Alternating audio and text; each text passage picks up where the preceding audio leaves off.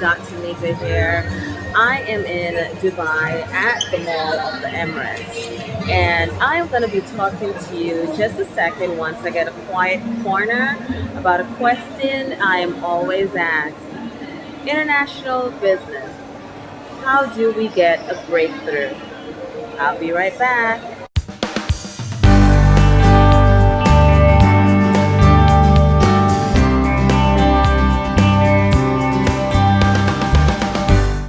Hey guys, so I had a minute to sit down to speak with you for a minute.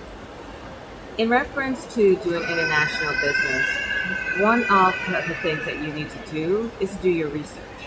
I mean, at the end of the day, a lot of the small business owners, retailers, large, medium sized, whatever, they want to get more business.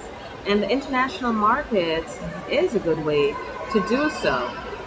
But the only way you're going to get the money, you need to take a risk.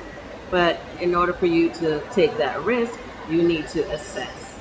You need to do the research. You need to find someone on ground to basically do a feasibility study to say, okay, this would be a good market for you or not. You have to take time out of your schedule and travel. Get to know the people, get to know the climate. I'm not talking about the weather climate. I'm talking about the climate of the country that you're stepping into. Are they going through a financial crisis? Are they open to new businesses coming in? Are they open to investors? These are things that you really need to, find out. One. Number two, if you are not financially ready, not ready, let me correct that. If you're financially not ready, do not waste your time. International business, it will cost you. And it's not that it has to be expensive, but it will cost. Now, of course, it's one thing if you want to set up a total business into a new environment, or maybe you just want your product or service in that environment. There are people such as myself that can assist you to get into that, your product or service into the environment. However, everything costs.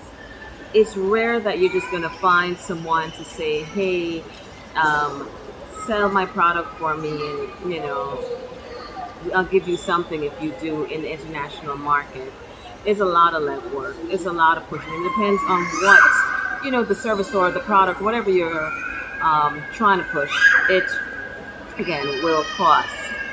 Now, if you have the finances and if you've done your research, the next step that usually holds a lot of people back is fear. Listen, if you look at the individuals that have made it in life, notice they are risk takers and they have failed and start over again. Fail 7 times, rise 8 times.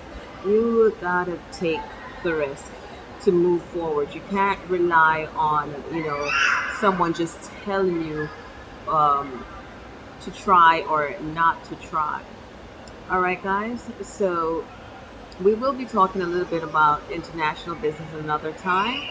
I will go back to doing what I have to do and enjoy being here. You take care. Until next time.